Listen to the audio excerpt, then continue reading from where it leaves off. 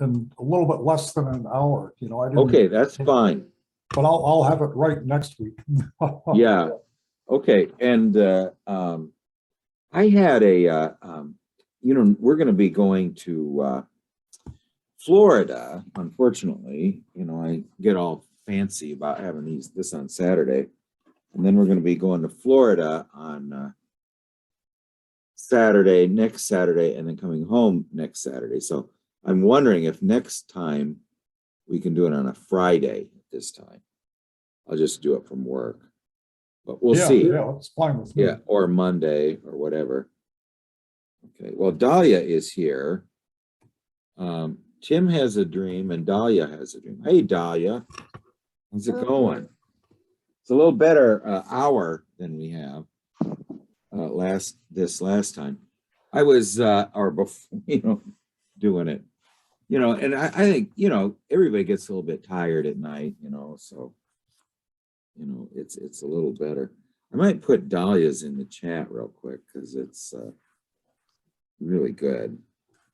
She did a great job interpreting it, but it's got a lot of things to talk about, in it. And it was just on January 19th. Let me see if I can get this whole thing in the chat here.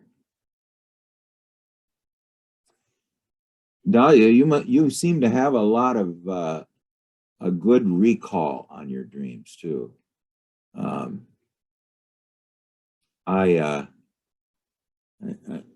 envying you.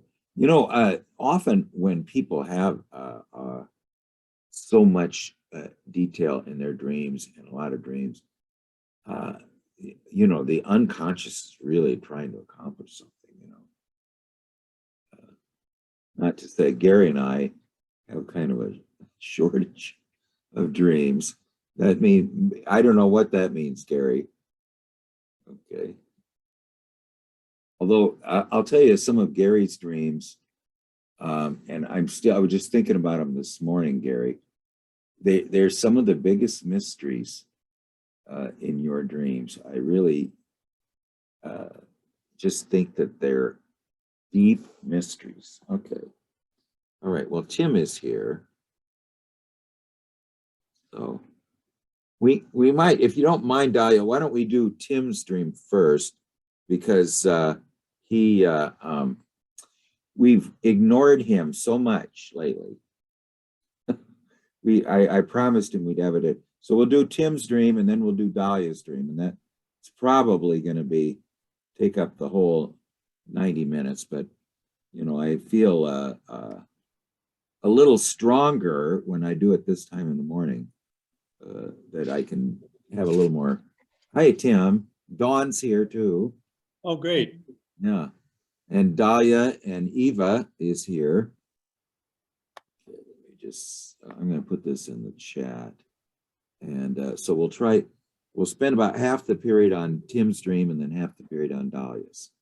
So I got to copy this here. Let's see. Yeah. I'm anxious to talk about your dream, Tim. There's some hidden repetition in it, of others of your dreams. Okay. All right, there you go. Okay, do you want to read it, Tim? Sure. So I'm calling this Film Within a Dream Within a Dream. I'm in a resort or something where I stumble across the office of a sleep specialist, but nobody is there. I drift off and find a place or a screen where I can watch films from a streaming service. There I watch a film about two fishermen who kidnapped a handful of guys, but they escape and try to capture the fishermen who also escape and go out fishing for a few days on their own. But finally, there's some kind of comeuppance, and there must be a happy ending because it's a film, after all, I think. Then I find myself again at the door of the sleep specialist, and now a woman in a lab coat is there. I ask if she's the sleep person, but I don't hear her answer. My eyelids are so heavy, I have to pry my eyes open to see if she's nodding. I gather that she is, but she says she's not a dream interpreter. I say, that doesn't matter. I just have a question. But she's not very friendly. So I'm going to get my journal and sit within sight of her office and just write about my own dream. Yeah, now we'll go through the images, but I have had two, at the end, I'll tell you, I've had two dreams very similar to this.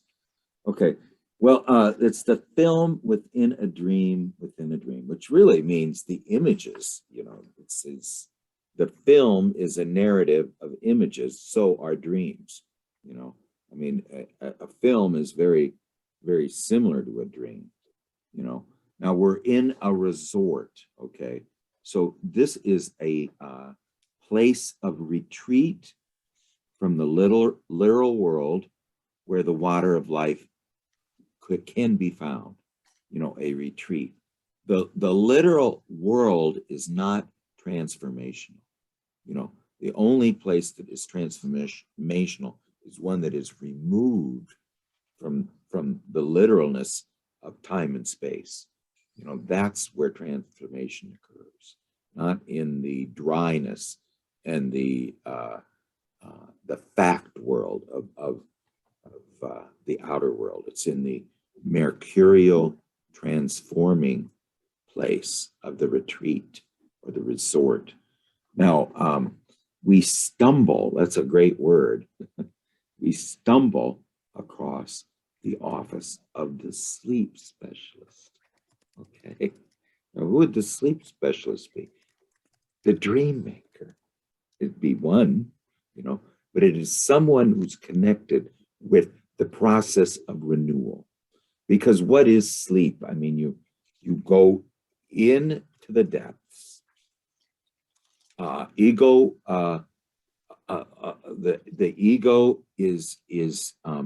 becomes very, very quiet. In fact, it just goes away. Another ego appears now. Now, this ego that appears in the dreams is one that is completely permeable to the images, the image realm.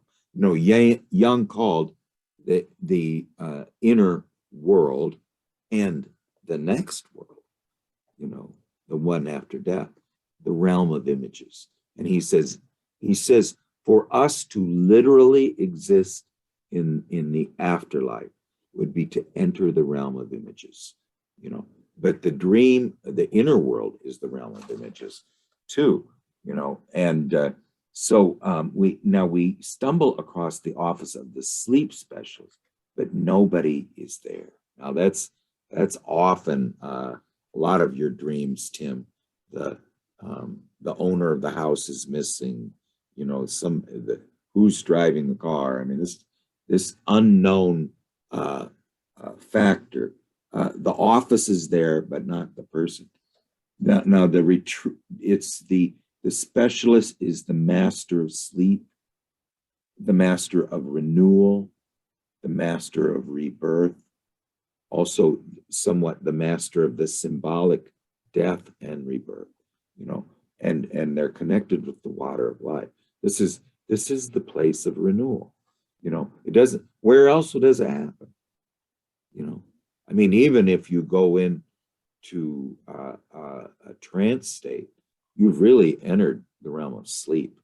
So the sleep specialist. Now, there's you know, Vishnu. How does he create his world? By sleeping on the cosmic serpent. You know, well, we all sleep on the cosmic serpent, and that's how we create our world. The real creativity, you know, is to be in connection with the realm of sleep. You know, Martin Buber, you know, when he became a Hasid, it was through reading the words of the founder of Hasidism, whose name was the Baal Shem Tov. And he says, here's what he said. He says, I awake from my sleep with fervor. I arise from my bed with fervor. for I have become like unto the Holy One when he created his world. So, I mean, this idea of that sleep creates worlds. It's a creative force anyway, you know. Okay, now anyway, there's nobody there. The sleep specialist is not to be found. We come to the place of the streaming films. Well, this is the place of the sleep specialist is the dream maker, or close to the dream maker, and this stream of images. The stream of images is what we see in dreams. The film narrative story. So is a dream. It's this place of the dream maker. Now here's the dream within the dream. Okay, now there's two fishermen. Okay, you know, a fisherman is there's two of them, and those are the ones who go out to the depths and pull up from the depths its nourishing contents. You know, now this image of them kidnapping and for unknown reason a group of a handful of guys, it says, is remember, Tim, now I'm just saying the word kidnapping, hold hostage, you know, to take force against, to detain against their will, you know, is came up in the image of the women who lived by the crazy woman by the river. You know, these husbands wanted to kidnap her, and we were going to help her. So this image of holding someone against their will is a recurring theme in the dream. So we have to know what that is, but it goes back and forth, you know, that they do detain these guys, but then those guys get away, and then they try to detain the two fishermen. The two fishermen escape and go out, then practice their real vocation. See, the fact that the two fishermen are trying to kidnap someone, it was sort of, they were distracted from their task of fishermen, you know, but then they go out and they practice their real vocation. So, and now so there's a conflict within us. There's a conflict between the handful of guys and the two fishermen, you know. Now, who would the handful of guys be? You know, they would probably be either there's something more collective about the handful of guys, but there's something that's not collective about the two fishermen. You know, the two fishermen are related to the depths and bringing contents up from there that nourish us. And the fact that they're the aggressors here seems interesting. We're going to have to, I mean, that's mysterious is what it is, you know. So now we're back at the, then we say that that we don't really know. We think someone got their comeuppance, you know, because it's a film. So there's a resolution, but we're not really aware of what it is, but we're assuming that balance is restored. The transgressors against experience consequences, whatever willful improper deviation occurred, you know, is going to resolve, but we don't know what happened. Okay, so that's the dream within the dream. You know, it's this streaming realm of images.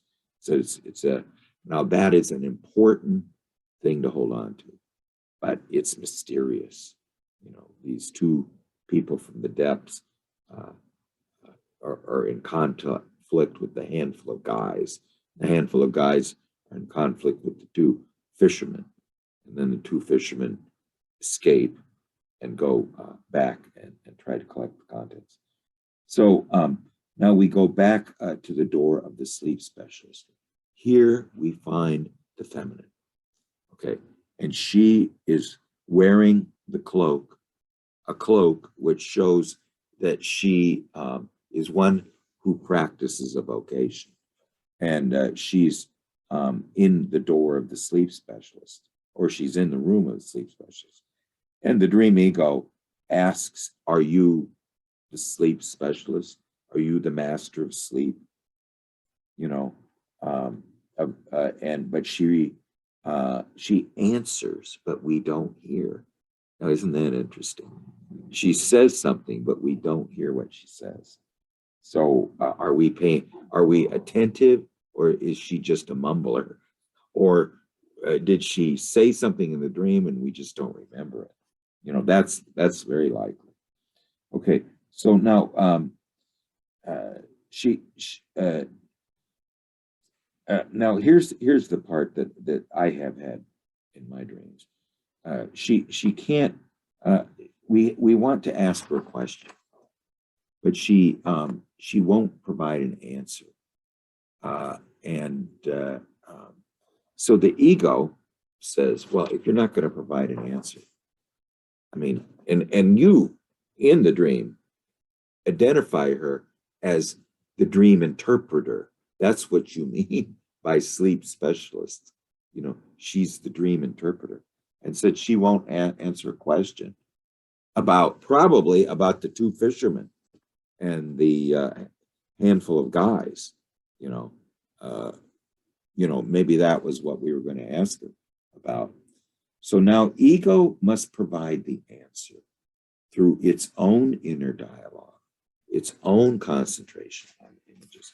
Now this is, I just want to show you that this came up in this very issue, came up in a little vision I had the other day. And this was a image. I'm not finished with it, but anyway, there was a path formed, and this anima figure, the soul, really, she's identified as the soul, points to the path, and now she flashed back and forth to being Hermes. She had this very black. There was a very black bearded. It was either Hermes or Christ. The fact that the beard was so black made me think it was Hermes. I mean, it was just black, jet black. But anyway, she points to the path, and the idea, and then a hand appears in the path. Okay. Now the reason the hand appeared in the path is there is no going forward here without the instrument of action, which is you, me. You know, it's like in the handless maiden. Without my active participation in this, there's no going forward on this path. You know. Now I had a now this just reminded me of Tim's not getting answers from the sleep specialist. I wasn't getting answers from the soul. You know, she was saying, it's up to me. It's up to you or me. Now this was another vision I had that was very similar. My back appears, then beluga whales, followed by porpoises, whales breaching all around me for a very long time. Start and we're going forward, and then another hand appears. You know, a hand appears saying that there's no going forward here without the hand of action. You know, and I did a I Ching on it. It was water over lake, and listen to this now. One who is all over the map is no better off than one who is lost without a map. That was what it said. Okay, one who is all over the map is no better off than one who's lost without a map. Now the idea here is the dreams are constellations. So if unless we put forth the effort to form the zodiac, the constellated inner world, it's not going to happen. the sleep specialist can't do it for us, you know. The soul can't do it for us, you know. So anyway, what do you think, Gary? Yeah, great dream. Well, I think you did a really good job on it. But I'm going to do just a little bit of a different take. So, you know, when you go in to watch the films and you're watching about the two fishermen who kidnapped a handful of guys, to me, it's like they're trying to bring, you know, the attention of these, you know, archetypes, which might even represent, you know, like various complexes to something. It's almost like, what's the saying? You can only individuate alone, but you have to be in relationships to individuate. And that's kind of how it strikes me. And so that the work isn't really done. You know, the fishermen have to capture them, but the work isn't really done, and they simply turn around and recapture the fishermen, you know, and then it all kind of ends up, you know, fine. Because it's, you know, it's a happy ending. But, you know, I just feel like there was that the handful of guys, you know, these were the ones that sort of needed the work, and somehow they missed the lesson. And then you go back to the sleep specialist. But again, there isn't the dialogue. And the dialogue, you know, because you're just wanting the answer. And the people that were kidnapped weren't even listening for, you know, maybe what the purpose was of the gathering of the, you know, the focus of the attention. And so I think that's why she's annoyed, because it's like, you know, she wants the dialogue. She doesn't want to just provide answers. You know, it has to be a relationship. So that's what I got out of it. But I love the dream in a dream scenery, you know, it's great. That's great, Gary. What do you think, Dahlia? Yes, I know the first image that struck me the most was like about two fishermen, and I could see them like they have like long boots and they are inside the water, not on like close to the lake, but inside. So I know like if the two fishermen had to be taken out of the water by the guys, I'm just wondering what's happened there, how like they were in the water, they had to get out of the water, what's going on in this field. I think they were on a boat. Oh, okay. And the guys were on the shore or something like that. So when they go off by themselves, they're on their boat. A small boat. Do you know any more details about the handful of guys? No, it seemed like 3 or 4 or 5 guys, and they just seem amorphous to me. Yeah, but the two fishermen. Go ahead, Dahlia. I don't just I was wondering also about how did it feel like? Is it something dangerous going on, or is it just like usual business? I don't know. Well, it felt like watching a film, so I wasn't attached at all emotionally to these people because they're not real. Okay. And what about the? I think there was a beginning of the dialogue with the dream specialist, and I was also wondering what about this? Like, how did you approach, or did you feel? Yeah, what did you feel? Because Well, that was interesting because, like with any stranger, you know, you approach them with a certain openness and you expect that in return. and she was just very cold. And that first moment, I realized that I was still, I mean, my dream ego didn't realize I was sleeping, but there's this very familiar attitude right before that when I can't open my eyes. And so I had to, to force them open to see if she was responding, because I wasn't getting a response to her. And then she just walked away or something after answering. So Yeah, you were going close into sleep or something. That's what you meant by your eyes were very. The way I look at it, because of that last line, I wanted to write about my own dream. I think the dream ended right before I went to the sleep specialist. And in the inner dream was when I saw this film. So I think that's how it plays out. Yeah, do you have any more thoughts about it, Dahlia? Maybe I'll come back later. Yeah, like, okay. sometime. All right, sure. Well, let me just add a couple thoughts to this. I mean, the aloofness of the sleep specialist is, I don't think is, if she is now, okay, she's the dream interpreter, or we think she is, but she's associated with the dream. But I think she's saying that we need to provide the interpretation, not her. She's very much connected with the dream.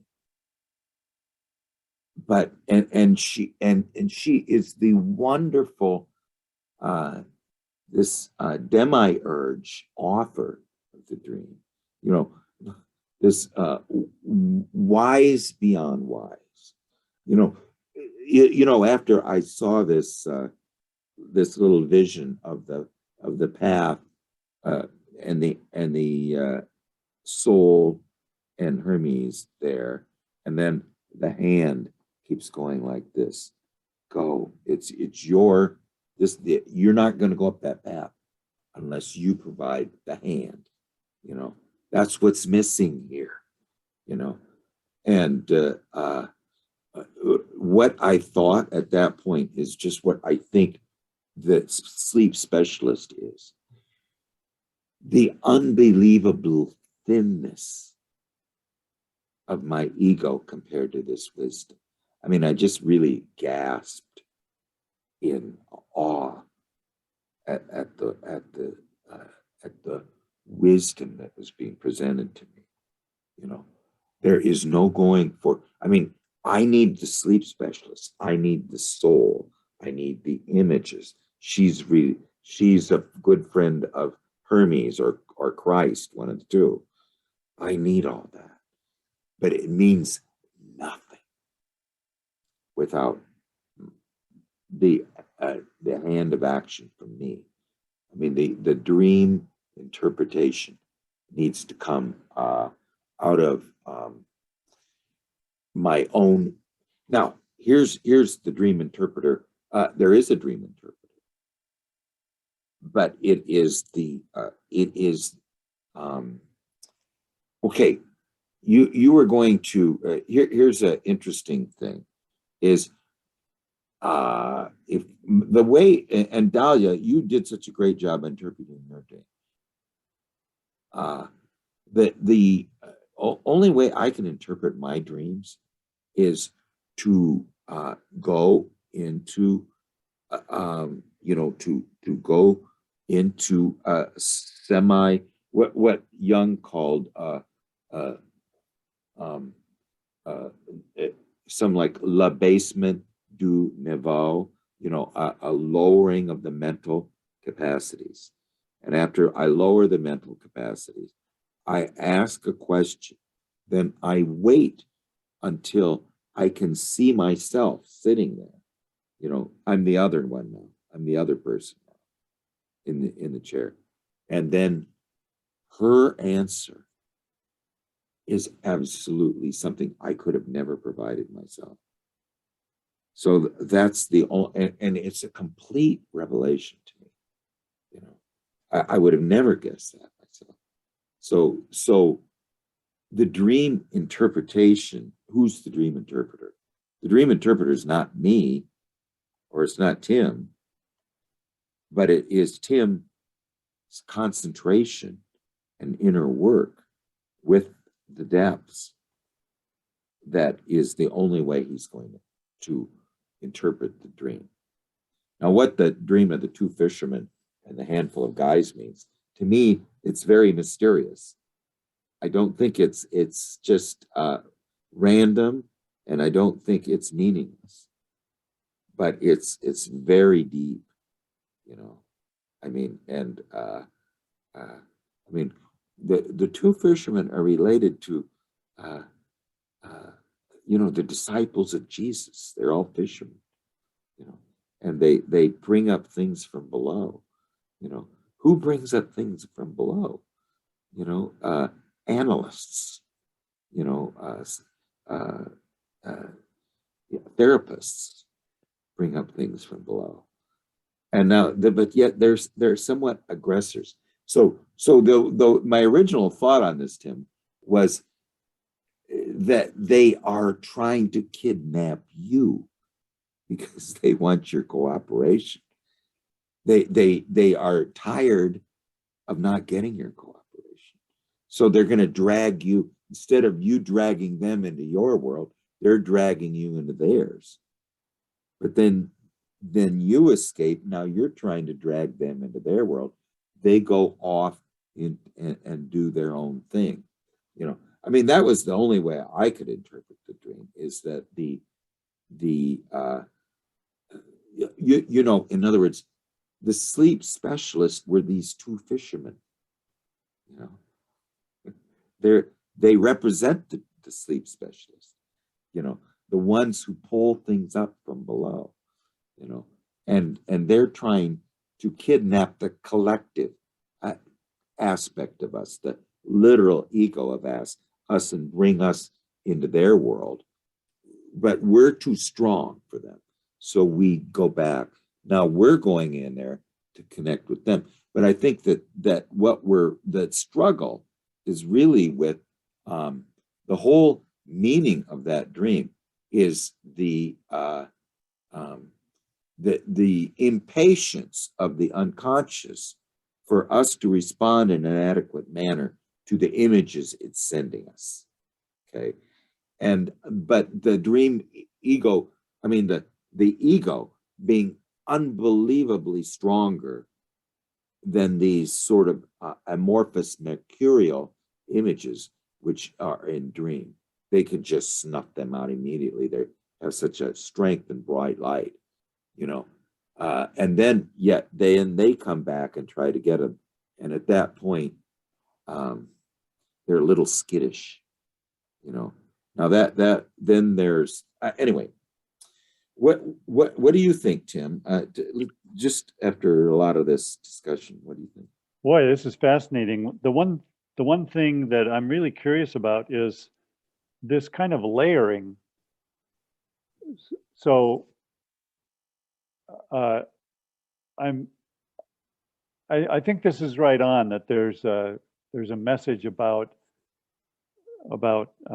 being open to this other world. But then this layering of dream upon dream seems to be about going to deeper layers and trying to be open enough to hear the message or to let go of my control or something like that. Yeah, the layering, yeah, is wonderful. See, let's talk about the layering. Okay, first we're having a dream.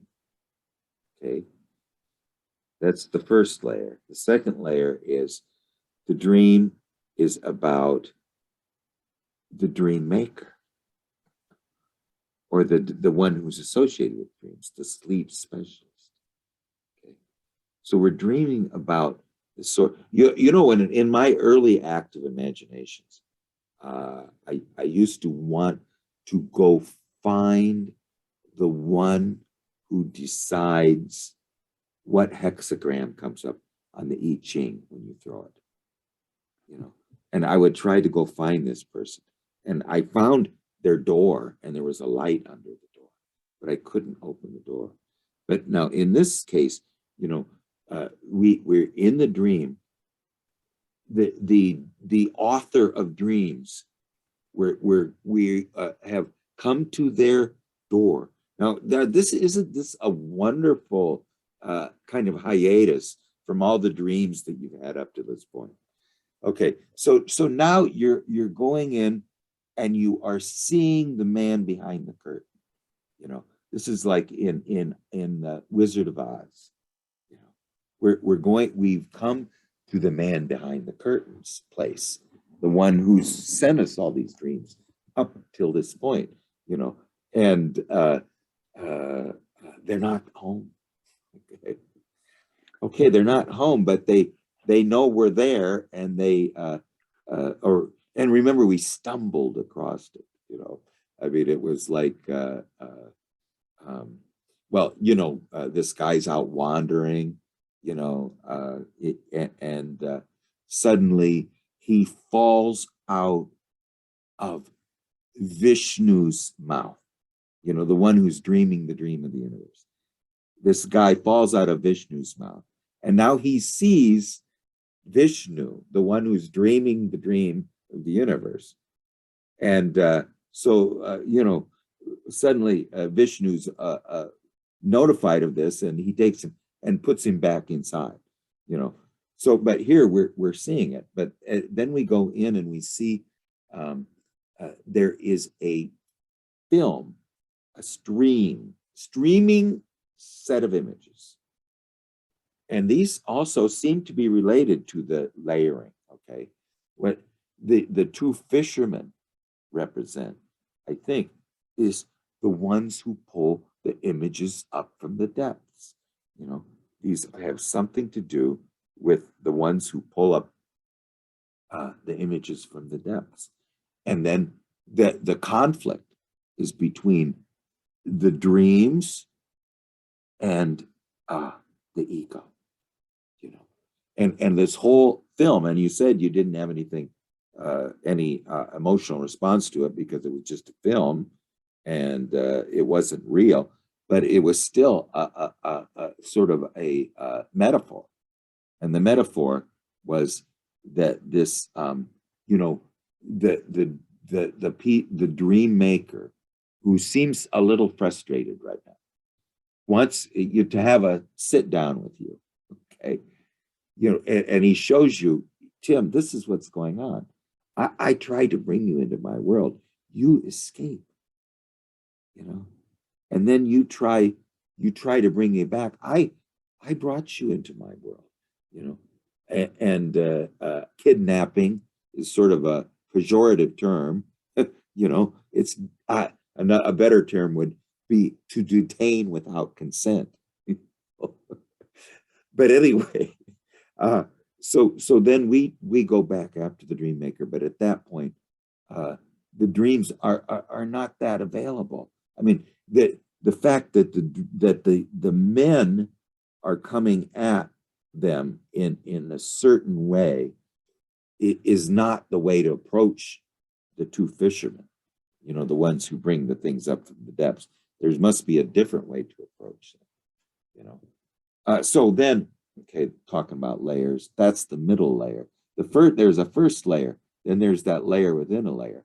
Now we're back at the first layer, and we see now is the sleep specialist. We don't know if it's a sleep specialist, but I don't think you have any other way of. She's wearing a lab coat. She's a specialist of some kind. Well, what kind of specialist is she? She's wearing a lab coat. That means she's a specialist, you know. And she's the soul is the personification of the unconscious, the feminine soul, and she does not answer questions, okay, about the dream. I mean, we're asking about a dream. We're saying, are you the dream interpreter? And she won't tell us. She won't answer us because she's not really the dream interpreter. She's the dream maker. Who's the interpreter? is through that hand that goes up, gets us down the path. It has to be our active participation in the dreams. This is why they call it active imagination. You know, I mean, the idea, let's say just imagination without activeness, then you're just watching the film. But if you can enter the film, enter the dream, dream the dream on is the way that Jung put it. You know, in other words, you bring the dream in, you become a part of the dream, you enter the dream actively, you know, with this instrument of action, your hand, which is the instrument of action anyway. Then that's the way the dream is interpreted. You still can't interpret the dream, but you have to make the effort to have a dialogue and concentrate on the images. With the way one of the really magical ways to interpret dreams is to take every word in it and look up all the similar words to it. Well, anyway, Gary, do you have any further comments on it? No, I think that was just perfect. Okay, how about you, Dahlia? Or Ava, too? I don't know, Ava, if you're just observing or... Go ahead, Dahlia. If you have anything to add. No, I don't. But I still need some time. It doesn't happen. Well, I'll tell you, this is a mysterious dream. Yeah. Ava, did you have any thoughts about it? She says in the chat that she prefers to be behind the That's screen. fine. Don't worry about it. So Dawn does that as well, and it's yeah, perfectly and fine. that's fine. We appreciate your presence anyway. Yes, we really do. Tim, what conclusions are you drawing then? Well, it seems to me that I keep getting the same message, like what you're talking about. You need to take action. You can't just sit and muse over these things forever. I think there's a certain impatience in the sleep specialist that I need to take seriously. That I keep demanding answers and looking for kind of secret access, and the message I get over and over is, God damn it, do your work. Sit down and enter the dialogue and do your own work. So I think that's what this is about. Yeah. Well, let's just talk about that real quickly, though. It's a very good point. Is that there's two ways of assimilating it and integrating it into the outer world. It's first of all is to be the medium of expression of the dream through drawing it and coloring it. That is so powerful. Jung said, you do that, even if you don't do anything else, you've changed yourself forever, and the dreams also change, so it's leading somewhere. And the other one is to be the one who provides meaning by walking around it 7 times and throwing words at it. Now the one other thing that Robert Johnson added was to do some type of a ritual after you've done the first 2 to give it sensate reality in the outer world. You're going to do something, anything in the outer world, specifically on this exercise to provide it body and sensate reality in the outer world. Now, now all of those things together, then you say, well, did that transform me? Not to some extent. I think what Jung says, you'll never be the same. But how much have you changed? Not that much. But what happens is the next dream responds to what happened. So Don says, can you provide an example of just what I just said? Okay. I think so. Or yeah. Okay, well, I mean, the one I like the most, if you're talking about what Robert Johnson does, and I told this several times, is he was working with a Benedictine monk, and the who was a an intuitive, introverted, thinking type, and after they went through the dream, Robert Johnson always demanded this third step, and he says, "Oh, what do you want me to do now?" And Robert Johnson's just sitting there thinking, and Robert Johnson's the introverted feeling type, and he says, "Go look at the bark of 10 trees. Go look at the bark of 10 trees." He thought this was an unreasonable request. I'm not good. I don't have time to go look at the bark of 10 trees. But he did it. He was never the same again. And this is what Edward Edinger said, what had been before a pedagogical task of coming to analysis and just doing this sort of as a curiosity. Through that, going and looking at the bark of 10 trees totally transformed him. Because really what he had awoken in him was the two unconscious functions in him, which were the sensate and the feeling realm.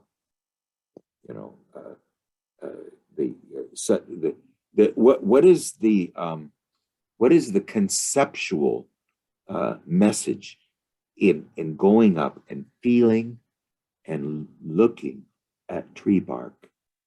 There isn't any. I mean, it's very but anyway, It's a relational approach. yes, it's a relational. Just diving into the relationship and not trying to think it. Yeah, so that was this aspect of doing a ritual in the outer world. Now one other thing you could do is this is what Michael Harner did, is he would say, go find 6 things in a forest. A fern, a rock, whatever 6 things you can find in the forest, and then bring them back, and they'll be synchronistically related to the dream or the vision. I mean, these are the things I found about that dream, and these 6 things are related to that dream. Okay, this dream, the one about the layered, the film within the film, I'm going to provide 6 things.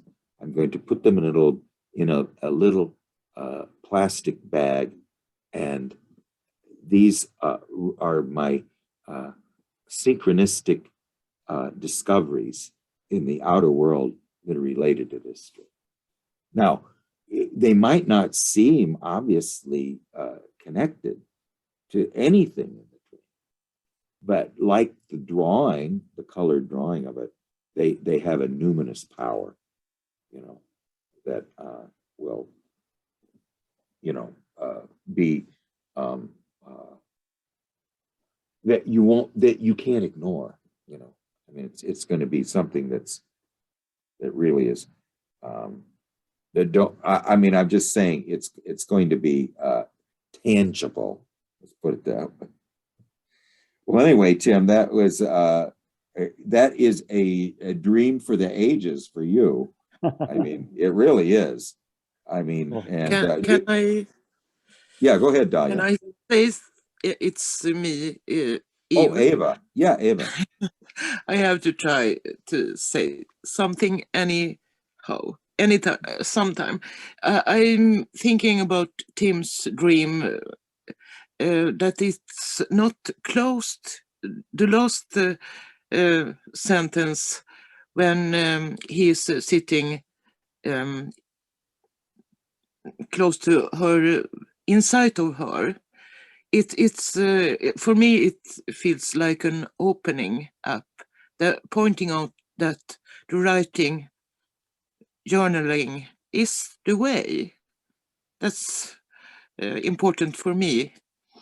Yeah, Uh, that's a great point. yes. Now, you know, Marion Woodman called that the reflective aspect of the conscious feminine, you know, to journal about something. You know, she says this reflective aspect that she's, you know, Marion Woodman spent her whole life trying to become conscious of the feminine within her. You know, I mean, she was a woman, but she was just, you know, imprisoned by the animus in her.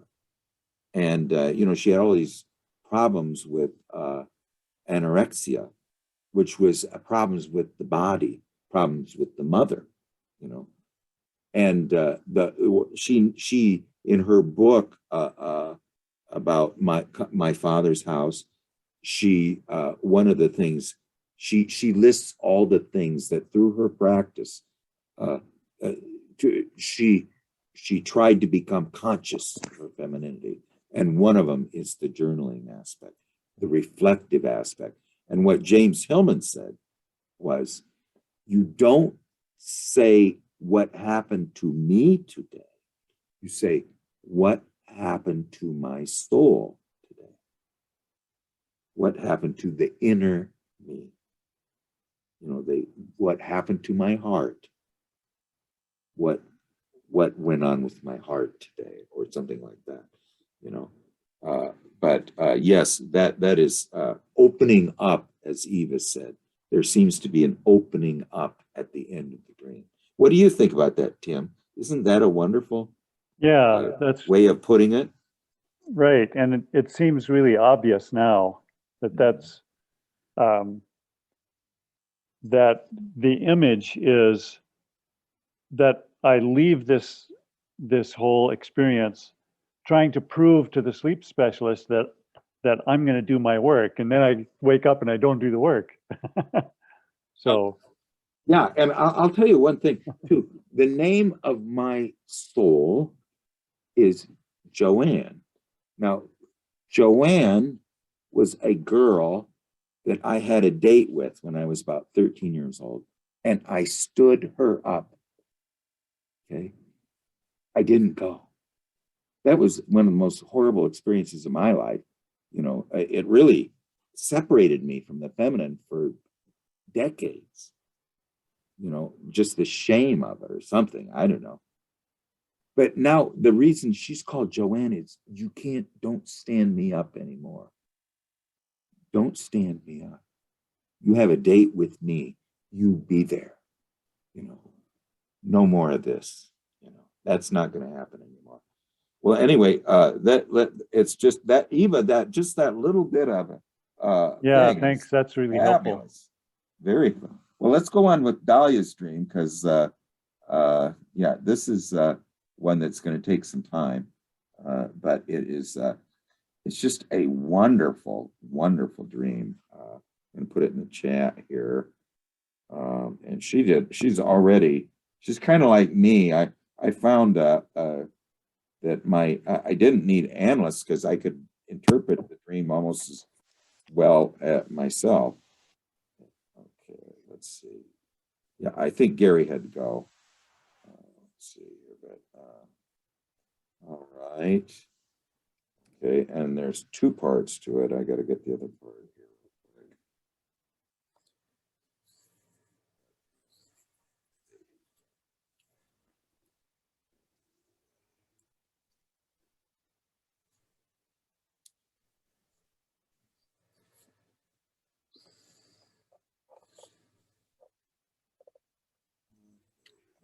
Incidentally, this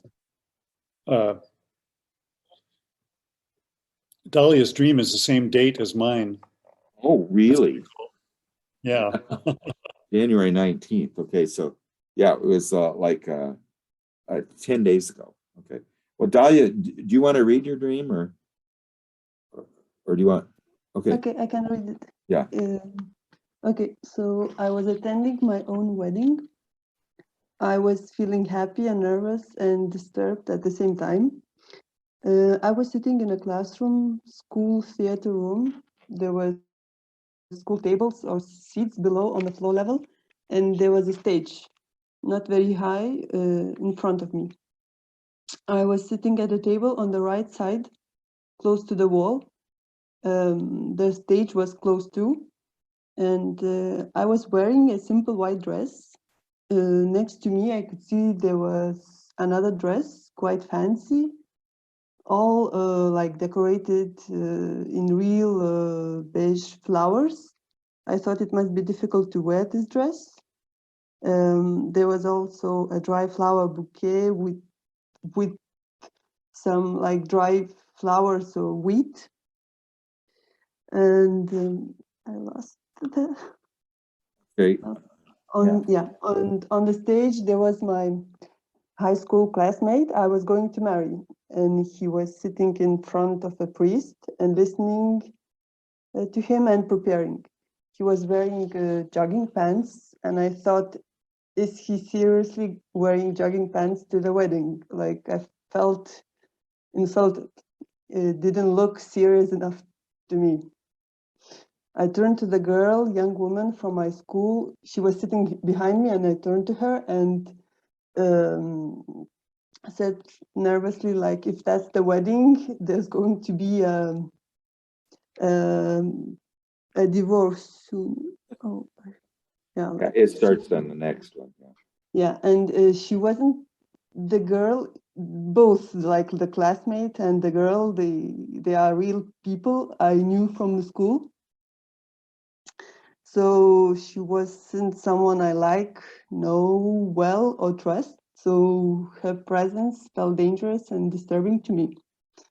I could see that the guy on the stage also had white paper in his hands, and I understood that he was preparing his vows and consulting with the priest.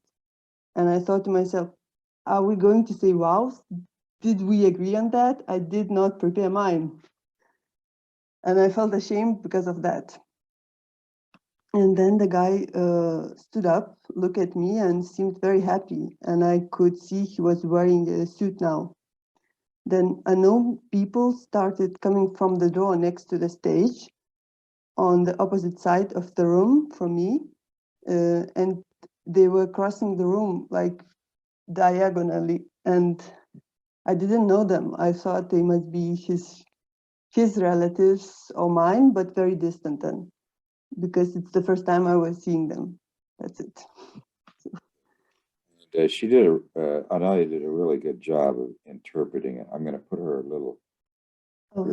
interpretation in there.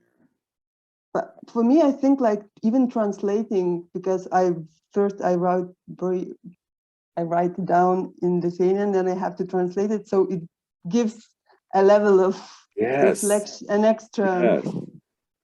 Extra. It actually is a little bit of an act of imagination by doing it, but yeah, do you want to read your interpretation of it? I just put that in the chat. Yeah, I can, like, I interpreted this dream like that I'm not participating actively in my own marriage or something very important happening in my life. I'm not on the stage or in the center. I'm sitting next to the wall at the table on the like lower part. And I had a feeling that the wedding didn't look serious enough. Like, I was concentrated on the jogging trousers, not on the vows, and paying attention to the clothes and how things should look, but not on what they meant. And also, I felt very happy inside. I didn't show my happiness about the wedding. I expressed my doubts and criticism towards things I didn't like or thought they should be different. So yeah, this is like a great dream about the ambiguity of what's going on. You know, the fact that it's just the unclearness and the mystery involved. So we're attending a marriage, a wedding. It's a, you know, a uniting of the world and spirit, of the passive and the active, of love and the practical life, of the female and the male. You know, what is being wed is, you know, what the marriage is of is very interesting. You know, I mean, what is actually happening? You know, in the you know, it's called the Hieros Gamos. You know, the sacred wedding is something quite a bit different than norm. And let me just read a little bit about it is the reconciliation, interaction, and a union of opposites, a relationship between the divinity and the world. Now, this is what a wedding really is, you know. The Hieros Gamos, the sacred marriage between a god and goddess, a priest and priestess, a king and queen. Now, this is symbolically, you know, this is the inner divine in us is all of these things. It's not anything outside of us. It is the god and goddess, the priest and priestess, the king and queen. And it represents the mystical union of heaven, the inner world, and the outer world, of the sun, the light, the clarity of ego, and of the moon, the ambiguousness of the inner world, the solar bull, the lunar cow, on which the vital forces of the sky and earth and the fertility of cattle and crops, which is going to come up in a second here, depend. It also symbolized spiritual union, attaining completion, perfection, and completion. Completion is really the most important thing. By the union of opposites in both life and death, each partner giving up to the other, but with each death, you know, the giving up. I'm giving up. I'm dying for you. You're dying for me. But through that death of me and the death of you, we form a new life. And in alchemy, it's called the conjunctio, the union of sulfur, the active principle of the outer world, and Mercury, you know, the active principle of the inner world. Sun and moon, gold and silver, king and queen, the union of the soul with the divine lover. Let's see, Jung has shown that there is a parallel between the intimate union, the inner conciliation with the process of individuation, of the unconscious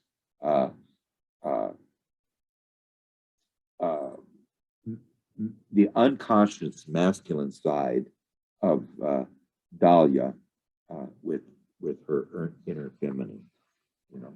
So and Jung used to say that, you know, that before you can marry the man in the outer world, you need to marry the man in the inner world.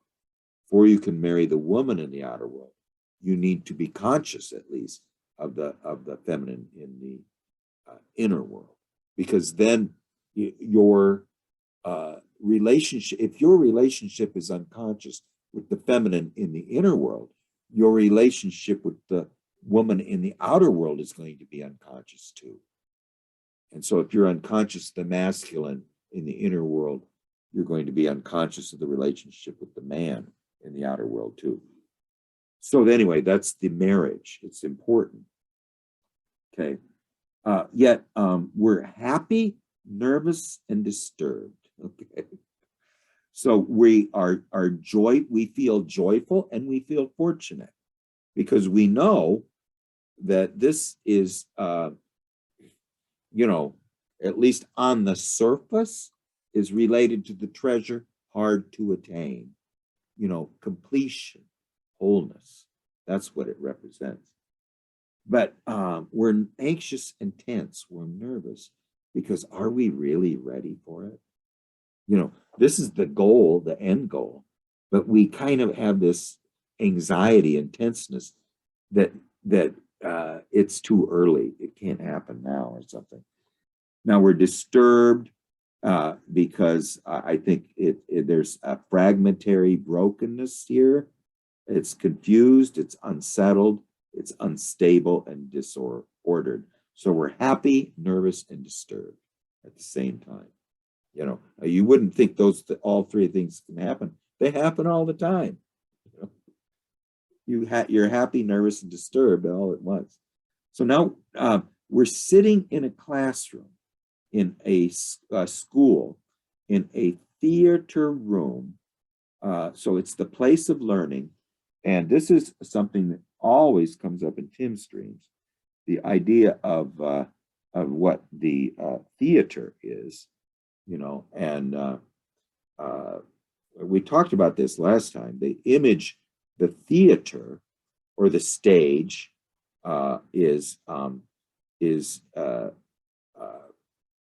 represents both the inner world and the outer world are a stage. Life in the outer world is a stage. Life in the inner world is also a drama that unfolds. And the author of both the outer world and the inner world is the demiurge. The actors, that's us, we stand in relation to our parts, the parts we're going to play in the thing, as the self stands to the personality. Now, that's is really deep, that we stand in relation to our parts in the play, in the inner and the outer world, as the self stands the personality. Now, I can't say I really understand that, but I know it means something. Okay, now the school tables or the seats below on the floor level are, and the stage is slightly elevated in front. Now we're sitting, as Dahlia said, way off to the side, near the stage, but on the right-hand side, on the side of ego, you know, and so it's the side that's closest to consciousness. So this comes up in the fact that, are we really taking it seriously? We're not sitting in the center. We're not sitting on the stage. We're sitting way off, as far as we can get to the upper and the ego side of it. Now, this is going to come up later when we see the people coming diagonally across. But we are up in the upper right-hand corner near the stage. We're sort of just observers and witnesses more than participants. Okay. Now, then we are wearing a simple white dress. So we're just you know, doing the minimal effort. We're wearing white, you know, which is a color of the purification. You know, it is one that represents that we're coming to this in a pure state. In other words, we're leaving behind all the confusion of ego. You know, in this lecture 10, Marie-Louise von France says that she noticed that people near who are about to die, you know, have a very interesting look on their faces. She says, all the fuss and bother of ego are gone, you know, and they just have a different look on it. But I think that's kind of the white purity aspect as something related to that. But anyway, now next to me is an elaborate wedding dress. And it has beige or wheat colored, don't you think, Dahlia? Beige flowers are somewhat the color of wheat. I just was thinking that beige flowers, a light brown, not what do you think beige is? I think beige is much lighter than wheat, a little lighter. Yeah, but it's a brownish color, isn't it? Yes. Yeah. So it's not red, you know, it's not pink, you know, it's sort of a dull color, right? And yeah, and for me, it looks like me because it's almost dry flowers because Yes, they that's what I'm like saying. Dried flowers, dried out yes. flowers, like wheat. Now, now it's just interesting that Demeter is the goddess of wheat and the goddess of flowers. You know, her sacred flowers are the ones that grow amongst the grains. So it's almost like the dress of a vegetable or a fertility. And there was a bouquet of flowers that seemed to be mixed with wheat. You know, I mean, there's a couple pictures here of Demeter. Let's see. Wait a second. Go. Let's see if I can get a couple here. I mean, first here's this bouquet that's sort of mixed with flowers and grains, you know, and then Demeter. Let's see. She kind of looks like Dahlia. Yes, she did. I'm sorry, I didn't. I always let that go a little bit too long or quickly. Yeah, let me show her again. Yeah, but this elaborate wedding dress. Now, let's also, here's you know, Demeter is the lady of fruits and grains, of ripening suns and harvest rains. I call to you, mother, hear my plea, bestow your blessings here on me. Demeter was the mother of Persephone, but she's you know, very important in the Eleusinian mysteries.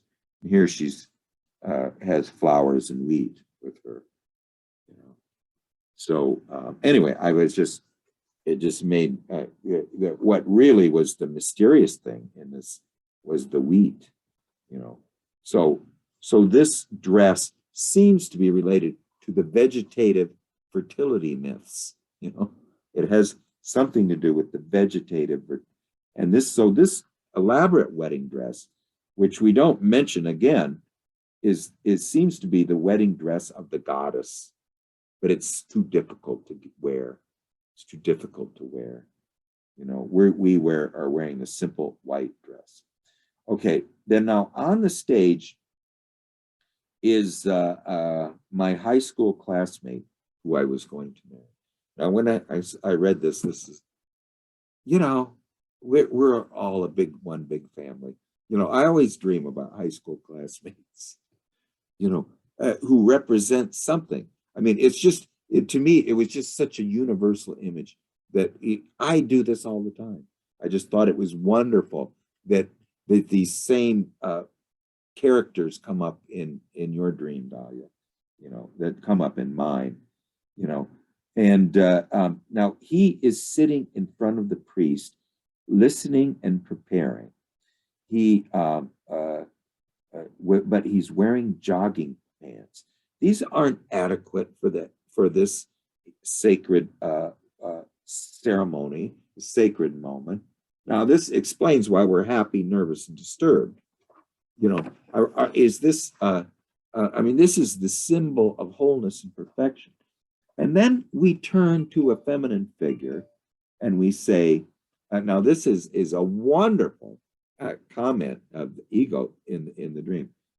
If this is the wedding, then there will be a divorce soon too.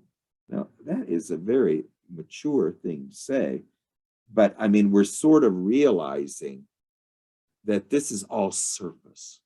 There's no depth here. He's not taking it seriously, you know, and this is and yet are we taking it seriously? You know, too, we're sitting on as far to the right and close to the wall as we can, not in the center, not on the stage. We don't seem like we're participating. Now, this woman was interesting, not someone we trust. She's dangerous and disturbing, you know, so she's we are putting our trust and confidence in someone of unknown benevolence. We're not sure whether she really has our best interests at heart. I mean, there's just a sense of unsafeness, uncertainty, unpredictableness, that we're exposed and vulnerable. It's unsettling. Now, this guy has a white paper and he's practicing his vows. So he's consulting the priest. And now this is the typical thing that comes up in so many dreams. We didn't study for the test. Did someone say we're going to do vows? I didn't prepare vows. I mean, and we're in the place of learning too, So this is the aspect that comes up that, there's a test that's we're going to have to take, and we haven't prepared for it. I mean, this is comes up often and often that I really think it has to do with this, is that we need to that we are not prepared. We have done nothing, no inner work or anything to relate to this task that's before us in the inner world. We're not prepared for it. We haven't studied for it. We haven't done our vows. Now, the inner world seems to be taking it sort of lightly too. It's all surface, wearing jogging pants, no ceremony. But suddenly, now the male animus turns to us with his white paper, and he's addressing us, and he's very happy.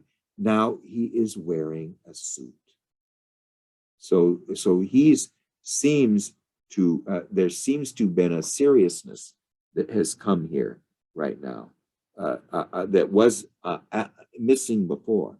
Okay, and then suddenly at this very moment, from the back and the left. So I kind of drew a map here, and you tell me if it's right. I'm not sure if it's right. Let's see. Just a second.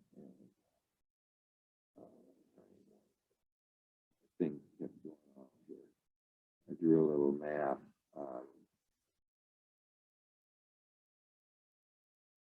Okay. So, is this what it looks like, Dahlia, or not? Is this the map?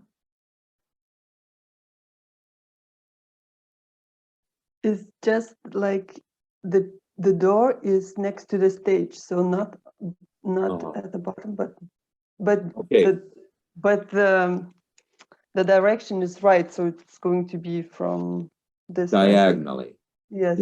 Yeah. Okay. So so if it is diagonally towards what? What are like this. So there's another door. Okay. All right. Now where is their goal? Where are they going? They like crossing this, like they're going from that side of the stage, and they are going through, and they're, I don't know. Okay, but what is their purpose? Do you know their purpose?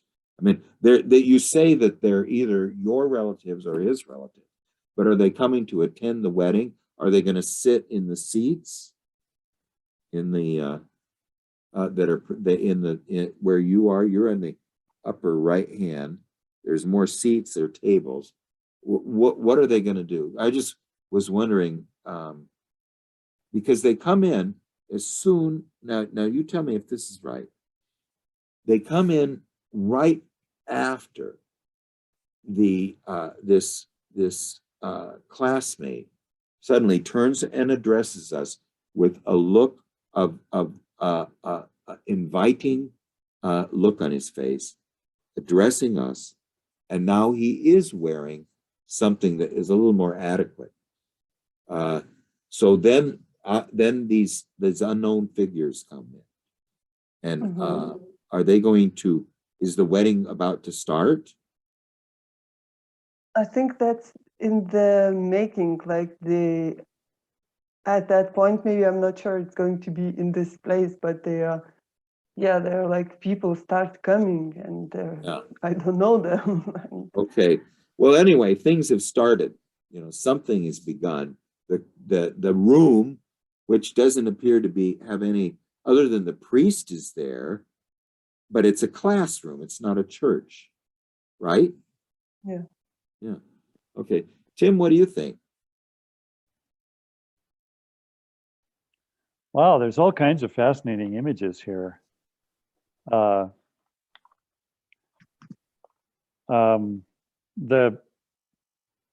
I like that you're appearing in a white dress because that seems to me to be straightforward, simple, honest, as opposed to this fancy dress, which is about, well, there's two ways of looking at that. One is it's about impressing others because it's all decoration and no substance.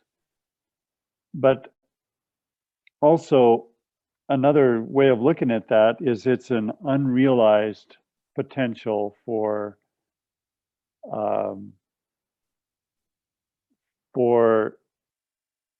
inhabiting your more fruitful aspects.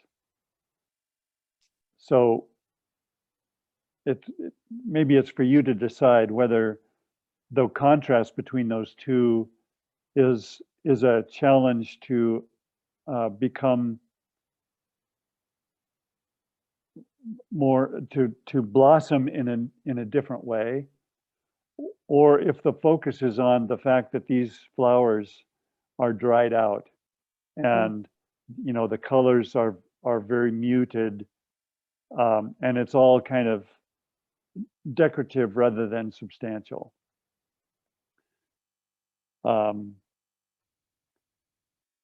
I find that, well, first of all, the whole presentation of this Hyros Gamos is very positive because it indicates that you're willing to come into relationship with the animus, which is this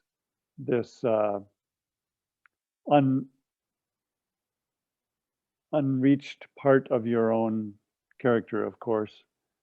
But it seems like he's an immature version, and so the conjunction is not going to be satisfying. And the woman helper is disturbing because she's revealing the danger that presents. But again, on the other hand, the divorce would be the result of further maturity, because it seems like you can't really develop that to that stage until you realize the inadequacy of the current arrangement. So it almost seems like you have to go through the first stage before you can get to the next stage. And one of the things that really poked out at me was this immediate transformation.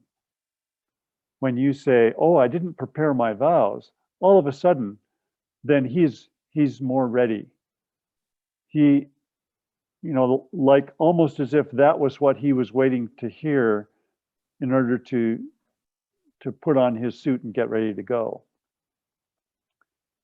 I'm kind of confused about the people crossing. I'm not sure what to make of that. But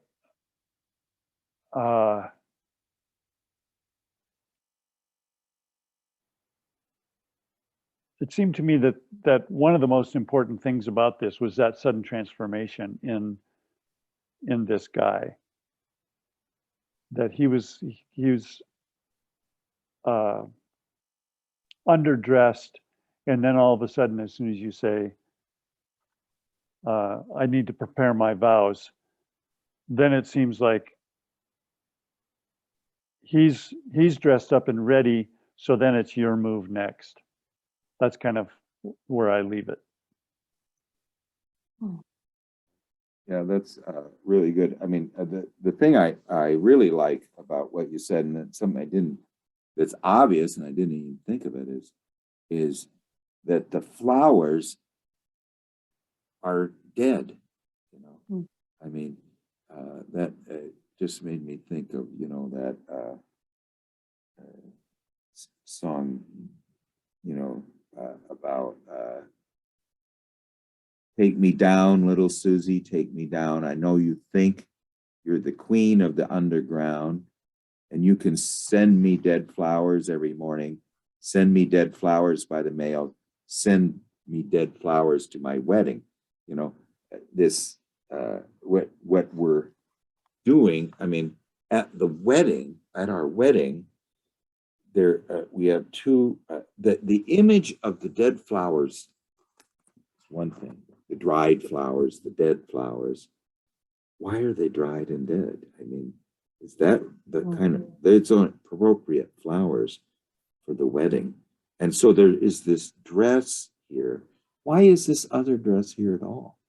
You know, I mean, and the fact that it's covered with dead flowers. So what seems to be showing there, the dead flowers represent no feeling function in the stream, no eros in the stream. It's all just form. What do you think about that, Dahlia? I mean, it's there just doesn't seem to be that wonderful sense of the eros or the anima of that water of life. It's missing. It's from it. What do you, I mean, I don't get it. Where do you think it is? If it seems to be missing, where is it? I mean, what do you think? Yeah, I didn't pay a lot attention to this detail, but yeah, now yeah, that's That's the only feeling. In, I mean, the woman that we confide in, we don't trust her. You know, we sort of have a vague relationship to the groom, and we think everything he's doing is on the surface. Okay, and we are somewhat uninformed about what the ceremonies is going to be. We're way off to the side. We're not in the center. So I guess what the two aspects of here is of there a sacred wedding needs to take place, but even though we know it's a fortunate occurrence, we are where does the two words? We are nervous and disturbed. So it's this ambiguity here that it can't occur without the feeling function or relatedness or something. Is the heart here? I mean, there doesn't seem to be any love in it, I guess. You know, I mean, the love, the function of love is missing. So, you know, go ahead.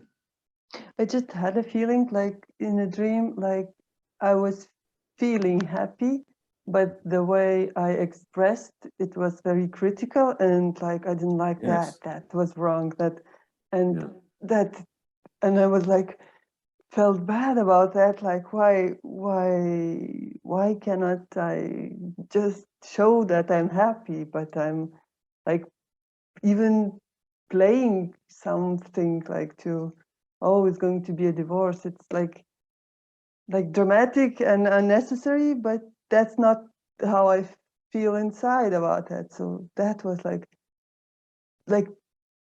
incapacity to fully participate or to be Yes. not next to the wall or somewhere Yeah. closer. Or, Well, go ahead. no, because there's like I had some dreams, and for me it's easier because I had some dreams. I was sitting next to the window or to the to the wall, and it's like I understand it's like I'm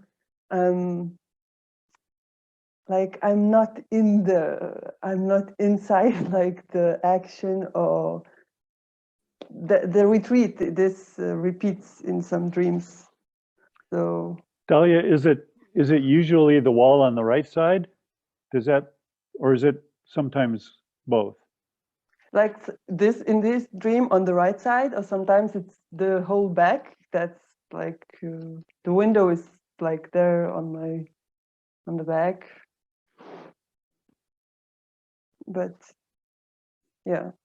It's sort of like if we go to a dance and we just stand by the at the outskirts of the dance hall, you know, and just sit there, and we don't.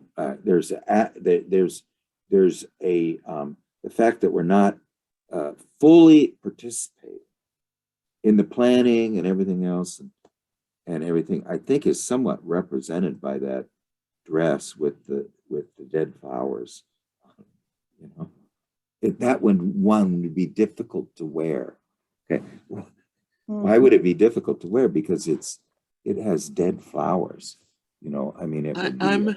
Yeah, go ahead, Ava. I feel a little bit disturbed by this pointing out the dead flowers. It was wet. Yeah. It was seeds. They were mature seeds. I'm thinking about that. That it's not so. I don't feel about to see it like dead flowers. Yes. And I just had to say. Okay. Can you describe the flowers? New life is there inside the seeds. Yeah. In the wet. Okay. It's the potential for renewal and rebirth. Yes. Well, and that would be what the wheat represents too. It is the symbol of fertility. Okay. Yes. But what I think it is, Ava, that's a wonderful way to that it's you clarify in twice here real quick. It is like winter is leading to the spring, the period of renewal, but it's not here yet. Yes. Yeah. Now, what do you think about that, Dahlia? I mean, we're still in winter a little bit, you know, and so that we're not ready for this great ritual. What I mean, don't you think that's there's a potential lying there, and that's what's represented, I think, by the wheat. Go ahead, Ava. What do you think? Yes, and it's not dead. It's dormant. There's a dormant seed which is going to lead to growth. Yeah. See, the word dead adds too much literalness to it. No transformational. So then we're stuck, you know, and we can't use words that like death is a word that just sticks us somewhere. But Dahlia, so this, I love the way that Ava put it. It seems to me that this is a winter dream and it's not spring yet. You know, I mean, but it has the seeds that can be planted in spring, but we're not, that there's some time that it's not the time. What do you think about that, Dahlia? I don't know. I mean, it's just. Yeah, and the clothes in general, like when I noticed the jogging, like the pants, like I think about the dress, like it's like next, and it's not comfortable to wear. I think like, no, this dress is not comfortable. Like how you wear the dress with full flowers, but yeah, but I'm like, when I look to the guy and I see that he's wearing jogging pants, like, no, it's not, like I'm judging a lot on that. I don't know. I'm losing a little bit. Yeah, well, the ego is too self-willed here. Too you know, it's overly analytical, critical, whatever. There's not enough preparation. I mean, but yet there's a great potential something is about to happen, but it's not, it right now it's a little premature. We need more wetness, we need more earth, we need the warmth of feeling. See, the spring brings warmth, and warmth is the feeling function. So I think that warmth is missing here. And that warmth also somewhat represents the heart. Eva, could you just describe how you would see the resolution, the happy resolution, or the forward going of this dream? What do you think do we need warmth, or what do we just need to, is it not the time? Do we need to wait? How do you think the wedding could occur? I don't, I can't see the future. It's Yeah, neither. there is a possibility for many things to grow. Yes. I think, Right. in the seeds, and that's for the future dreams to answer, I think. Yes, that's what I wanted to hear. That's for the future dreams to answer. Yes. Isn't that beautiful? Yeah. Yes. Well, this It is very good. I'll keep advertising it, and we'll try to get. Now, I'm just saying that next time, since I'm going to be traveling on Saturday for 2 weeks, I wondered if we could do this Friday at the same time, if that's okay, or Monday, either one. Just tell me what works best for everybody. I'll send an email out to everybody, but we're just going to be gone for 2 Saturdays, and then we'll go back to Saturdays. So anyway, Dahlia, do you have any final thoughts? Thank you very much for all the attention, and I also think, like, for me it speaks like I'm at school and maybe I need to learn things. So like the dream is taking place Future at dreams. school. Well, the future Yeah. dreams are going to be the ground where the seeds of the brown flowers sprout, I believe. Mm. So you have the seeds for the wedding, but the future dreams are going to be the earth they're planted in, I believe. That was wonderful, Ava. Well, I want to thank everybody, and we'll I got Tim, one more comment. Yeah, go ahead, Tim. Yes, please. I wonder if it wouldn't be helpful, Dahlia, to write down your vows for the wedding. Woo.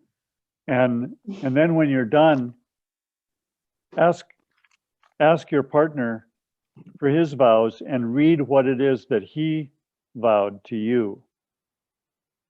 It just seems like that's a way to move forward with this.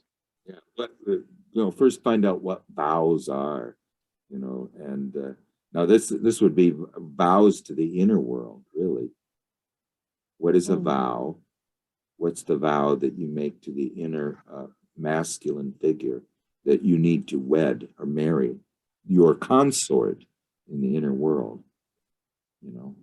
That's beautiful, Tim.